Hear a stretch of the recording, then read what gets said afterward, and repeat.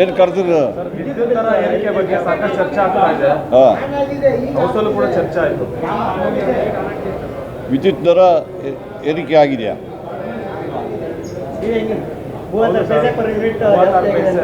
ನೋಡಿ, ಅದೇನಾಗಿದೆ, 2002ರಲ್ಲಿ ನಮ್ಮ KEB ಇತ್ತು. ಆಗ ಅಂದಿನ ಸರ್ಕಾರ ಏನು ಮಾಡಿದ್ರು ಅಂತ ಬಿಟ್ಟರೆ ಬೇರೆ ಬೇರೆ ಭಾಗ ನಮ್ಮ ಎಸ್ಕಾಮ್ಸ್ ಡಿವೈಡ್ ಮಾಡಿದ್ರು, KPTC ಎಲ್ಲ ಡಿವೈಡ್ ಮಾಡಿದ್ರು. ಆ ಸಂದರ್ಭದಲ್ಲಿ ಸುಮಾರು 30,000 ಎಂಪ್ಲಾಯಿಗಳು ನಮ್ಮ KEBಯಲ್ಲಿ ಇದ್ದರು. ಅವ್ರನ್ನೆಲ್ಲ ಬೇರೆ ಬೇರೆ ಎಸ್ಕಾಮಿಗೆ ಕೊಟ್ಟರು. ಆವತ್ತು ಅವರಿಗೆ ಇದು ಕೊಡಬೇಕಾಗಿತ್ತಲ್ಲ, ಯಾವುದು ಪೆನ್ಷನು ಮತ್ತು ಗ್ರ್ಯಾಟಿಟ್ಯೂಡ್ ಫಂಡ್.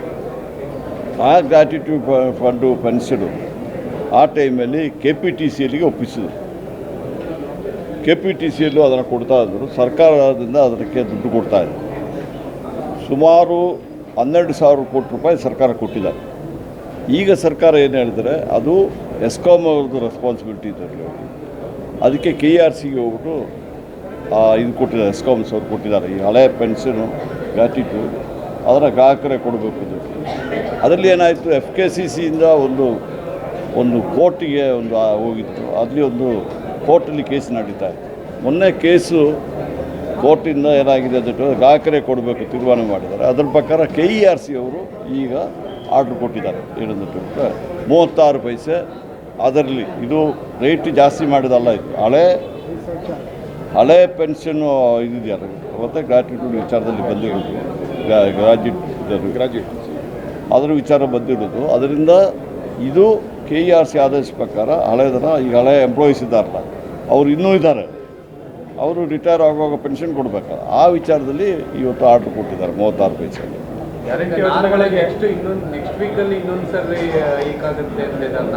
ನೋಡಿ, ನೀವು ನೆಕ್ಸ್ಟ್ ವೀಕಲ್ಲ, ಅದು ನಾವು ಈಗಾಗಲೇ KERC ಅವರು ಮಾಡ್ತಾರೆ. ಅವ್ರು ಯಾವಾಗ ಕೊಡ್ತಾರೆ ನನಗೆ ಗೊತ್ತಿಲ್ಲ. KERC ಅವರು ಕಳೆದ ಸತಿ ಅವರು ಹೆಚ್ಚಿಗೆ ಮಾಡಿಯೇ ಇರಲಿಲ್ಲ, ನಾವು ಇದು ಹೆಚ್ಚಿಗೆ ಮಾಡಲಿಲ್ಲ. ಈ ಸತಿ ಅವ್ರು ಏನು ಕೊಡ್ತಾರೆ ಅಂತ ನೋಡಿದ ಮೇಲೆ ನಾನು ಅದರ ವಿಚಾರದಲ್ಲಿ ಮಾತಾಡ್ತೇನೆ. ಅದು ನನಗೂ ಅದಕ್ಕೂ ಸಂಬಂಧ ಇಲ್ಲ.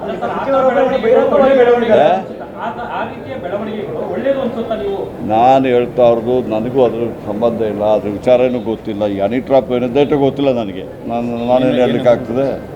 ನೀವು ಸಾಕಷ್ಟು ನನ್ನ ವಿಚಾರದಲ್ಲಿ ಸಾಕಷ್ಟು ಮಾಡಿದಿರಲ್ಲ. DK ರವಿ ವಿಚಾರದಲ್ಲಿ ಮಾಡಿದಿರ, ಗಣಪತಿ ವಿಚಾರದಲ್ಲಿ ಮಾಡಿದ್ರ. ಈಗ ಸುಪ್ರೀಂ ಕೋರ್ಟಿಂದ ಆರ್ಡ್ರ್ ಬಂದಿದೆ, CBIದೆಲ್ಲ ಆರ್ಡ್ರ್ ಮಾಡಿದ್ವಿಲ್ಲ, ಅದ್ರ ವಿಚಾರ ಯಾಕೆ ಮಾತಾಡೋದಿಲ್ಲ? ನಾನು ಬಂದು ನಿಂತರೆ ಆಯಿತು, ನಿಮಗೆ ದ್ರೋಹ ಆಗಿದೆ ಅಂತ ಹೇಳ್ಬೇಕು ತಾನೆ ನೀವು. ಈಗ ಪುನಃ ಒಂದು ಹೊಸದಾಗಿ ಏನೋ ಕೇಳ್ತಿದ್ದಾರೆ. ಹೌದು ಸರ್, ನಿಮ್ಗೆ ಅನ್ಯಾಯ ಆಗಿದೆ ಸರ್. ಹೌದಾ? ಹಂಗೆ ದಯವಿಟ್ಟು ಅದೊಂದು ಬಾಯಿಂದ ಬರಲಿ. ಪುನಃ ನನ್ನನ್ನು ಇದೆಲ್ಲ ಕೇಳಲಿಕ್ಕೆ ಹೋಗ್ಬೇಡಿ ದಯವಿಟ್ಟು. ಕರ್ನಾಟಕ ಪ್ರಜ್ಞಾವಂತರ ನಾಡು, ಸುಶಿಕ್ಷಿತರ ನಾಡು ಅಂತ ಹೇಳ್ತಾರೆ. ಹಾಗಾಗಿ ಇಂತಹ ಬೆಳವಣಿಗೆಗಳು ಒಳ್ಳೆಯದ? ನೋಡಿ, ನೀವು ಹೇಳಿದೆಲ್ಲ ನಿಜಾಂಶ ಆಗಿರೋಕ್ಕಿಲ್ಲ. ಅದು ನಿಜಾಂಶ ಆದಮೇಲೆ ನೀವು ಅದರ ವಿಚಾರದಲ್ಲಿ ಅವರು ಸರ್ಕಾರ ಇದೆ, ಗೃಹ ಇಲಾಖೆ ಇದೆ, ಅವರು ಕ್ರಮ ತಗೊಳ್ತಾರೆ. ನನಗೂ ಇಂದಿನ ಇಲಾಖೆಗೆ ಅದಕ್ಕೆ ಏನು ಸಂಬಂಧ? ಸುನೀಲ್ ಕುಮಾರ್ ಅವರು ಪ್ರಸ್ತಾಪ ಮಾಡಿದ್ದಾರೆ. ನೋಡಿ, ಅವರು ವಿರೋಧ ಪಕ್ಷದಲ್ಲಿದ್ದಾರೆ, ಅವ್ರು ಏನು ಬೇಕಾದರೂ ಮಾತಾಡ್ತಾರೆ. ನಾನು ಜವಾಬ್ದಾರಿ ಇದರಲ್ಲಿದ್ದೇನೆ. ನನಗೆ ಇಂಧನ ಇಲಾಖೆಯ ಇದು ಕೊಟ್ಟಿದ್ದಾರೆ, ಅದರ ವಿಚಾರದಲ್ಲಿ ಮಾತಾಡಿದರೆ ನಾನು ಆನ್ಸರ್ ಮಾಡಿದ್ದೀನಿ ಅಷ್ಟೇ. ಸರ್, ಸತೀಶ್ ಜಾರಕಿಹೊಳಿ ಹೇಳಿದ್ದಾರೆ ಒಬ್ಬರು ಸಚಿವರಿಗೆ 2 ಬಾರಿ ಅಟೆಂಡ್ ಮಾಡಿದರೆ ಸಕ್ಸಸ್ ಆಗಿಲ್ಲ ಅಂತ. ನೋಡಿ, ಅದು ಅವ್ರನ್ನ ಕೇಳಿ, ನಾನೇ ಹೇಳಲಿಲ್ಲ ತಾನೇ. ನಾನು ಹೇಳಿದ್ದೀನಾ?